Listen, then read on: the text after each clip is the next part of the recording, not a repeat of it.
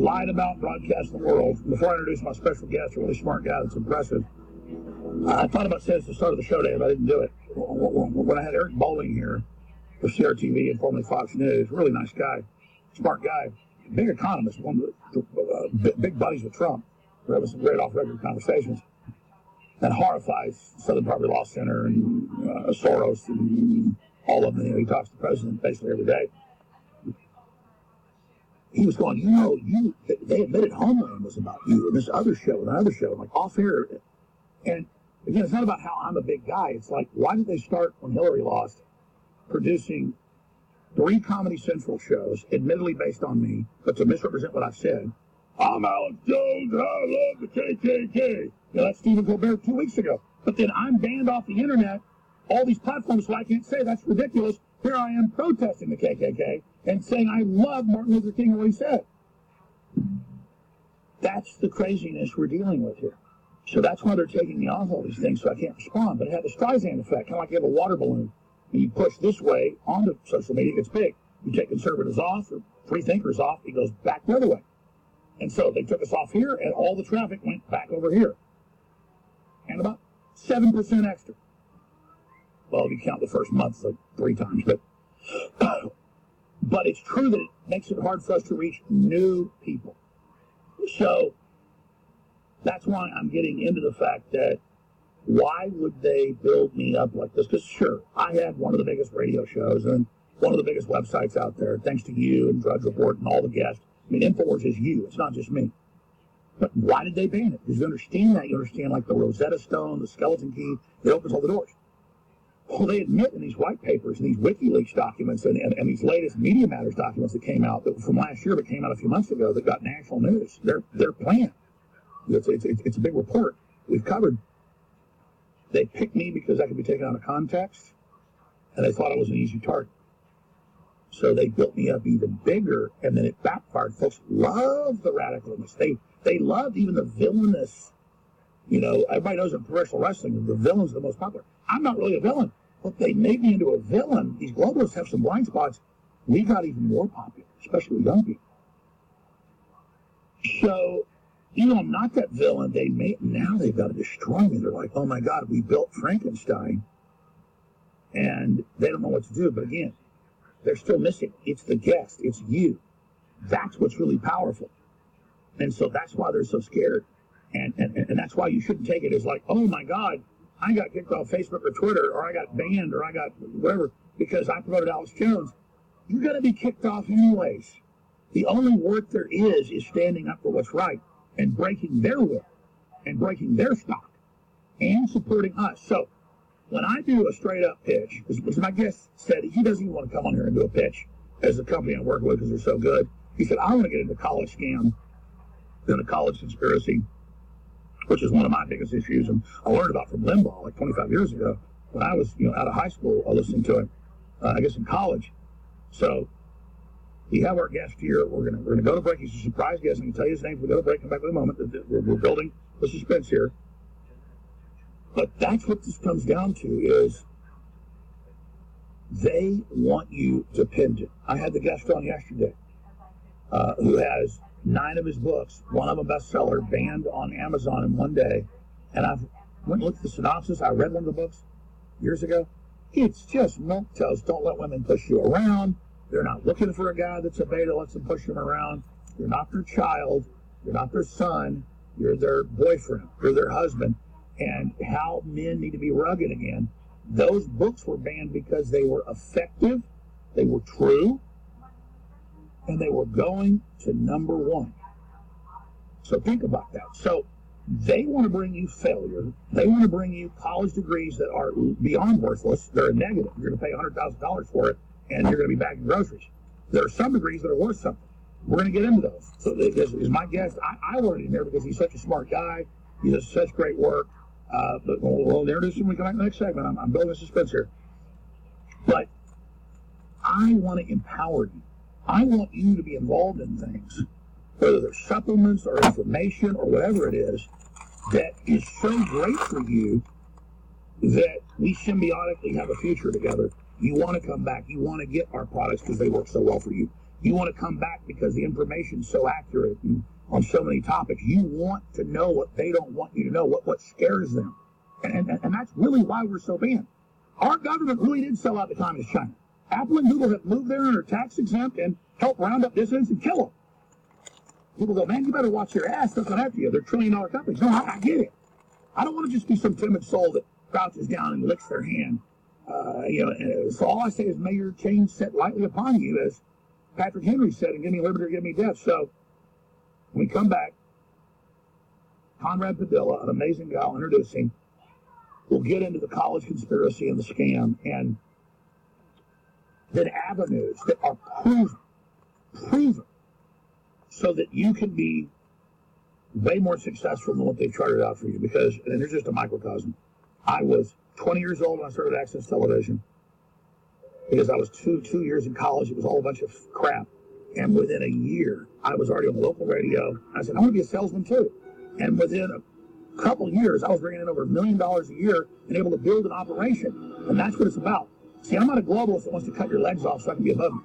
I want to see you soar because I believe in the human spirit. I want to see you eclipse anything I've ever done. And we'll get into a big way for you to do that straight ahead. But it's up to you to take action. You are confident.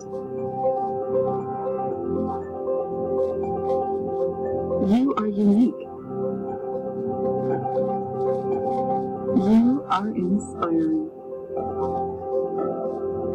And today, you will look your beautiful best. Instantly ageless, an age-defying microcream that in less than 2 minutes restores the youthful appearance of your skin. Created to diminish the appearance of fine lines and wrinkles, pores, and puffiness under the eyes. No needles, no pain. Just a happier, younger-looking you. To use, simply massage the packet. Dispense a small drop and lightly pat a thin layer to targeted areas. Leave the product damp on your skin and remain expressionless for 2 minutes while it dries. And if you missed a spot, it's easy to reapply. Or if you happen to apply too much, let a cotton swab and gently remove any residue. Apply oil-free cosmetics and finish getting ready as usual. It's that simple. I've probably noticed in the past 5 years that my eyes have gained a lot of fine lines, wrinkles, my crow's feet have gotten deeper. Wow, I was hoping for 5 years, but that's like what my eyes looked like 10 years ago. That is really cool. Wrinkle gone. It's easy, just put it on your finger and go. I wish I had more down here because I can still see one wrinkle. It's bugging me.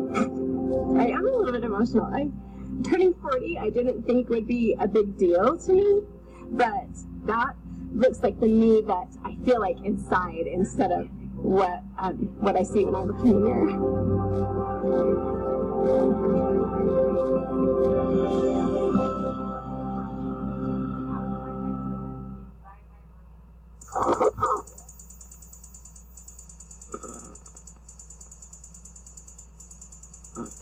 Twitter gives Alex Jones the boot. The social networking site permanently banning he and his media company, InfoWars. And Jones is hardly their only target, that's for sure. Virtually every day, the big tech companies censor someone else whose political opinions they disagree with. Embrace wild conspiracy theories, like those surrounding Benghazi. You heard it. Benghazi, a wild conspiracy. In a blistering speech, former President Obama blasting the GOP over the Benghazi probe while he was in office, calling it a conspiracy theory. Again, we were misled that there was supposedly protests and then something spraying out of that, an assault spraying out of that. And that was easily ascertained that was not the fact. But and the American people could have known that within days. What difference at this point does it make? Former U.S. Army Ranger Chris Tanto-Paronto was a CIA security contractor guarding the Benghazi annex. He joins us now. Chris, thanks for being here. You hear those words. Your reaction? It's completely offensive, and it's something that I wish I had a man sitting in front of me right now. I really do, without a Secret Service. Well, we'll be careful with that because he's a former president. So Twitter suspends the Benghazi hero after criticism of the president who left him there to die, basically tried to kill him. And if you talk to the person that killed your friends and tried to kill you and got caught lying about it, then you are the monster. You are the bad guy. That is truly sick. And now they've banned him. Well, we remember those men and what they did for this country, that sacrifice and the heroism there in Benghazi. Thank you for your service to this country. Chris, appreciate your time. We'll remember you this week.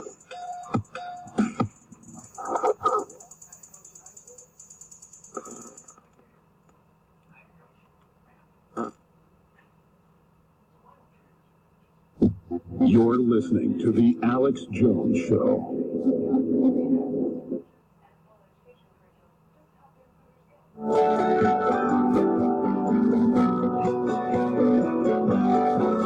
From the front lines of the information war, it's Alex Jones.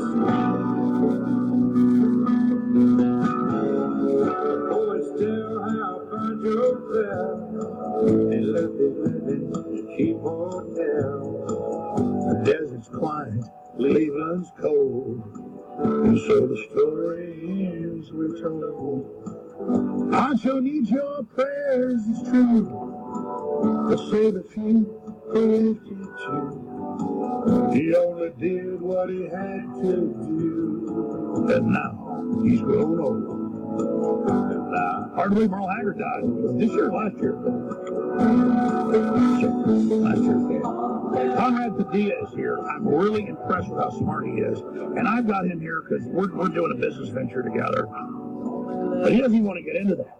And that's fine. He wants to get into the college conspiracy, and it's an example of this. But I want to get into InfoWarsYes.com because, I don't do, it's all about the products. It's not about the home business and all that.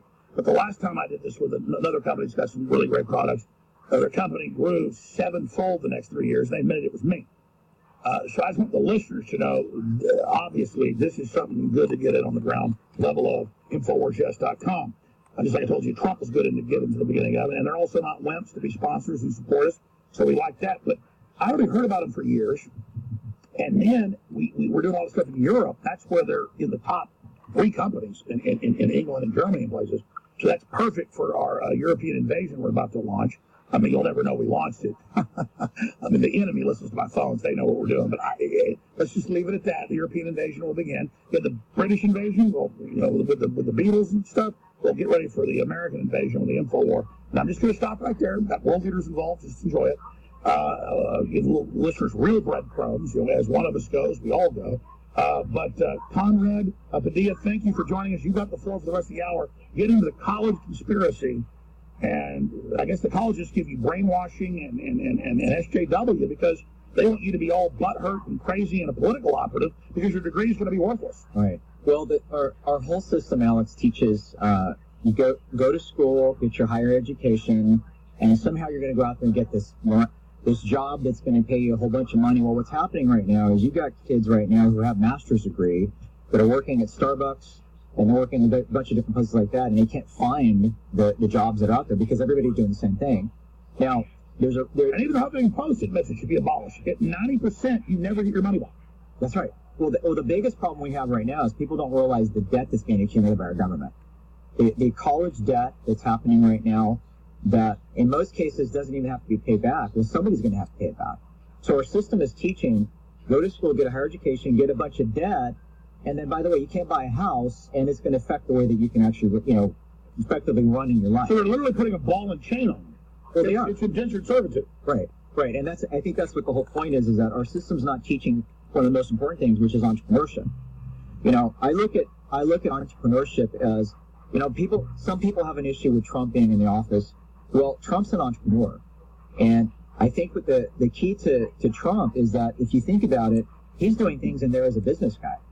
Entrepreneur, and I think that's why so many... He's not doing it for the bureaucracy to get more victims in college, more people on welfare, more people on the plantation. He's blowing off the doors of the slave plantation. Right, well, he is. And that's why the professors, what's happening with professors right now is that, we hear about all the time with these professors are trying to program our kids and the Trump this and Trump that. And the reality is that the reason they're saying that is because it goes against what they're about. They're not about entrepreneurship. They're not about individualism. They're about handicapped people they control. Well, they are. And that's why, and so what's happening is they're teaching socialism, but the problem is that when these kids get out there and they realize that socialism means high taxes, guess what happens? They're going to start realizing maybe that whole socialism thing doesn't work.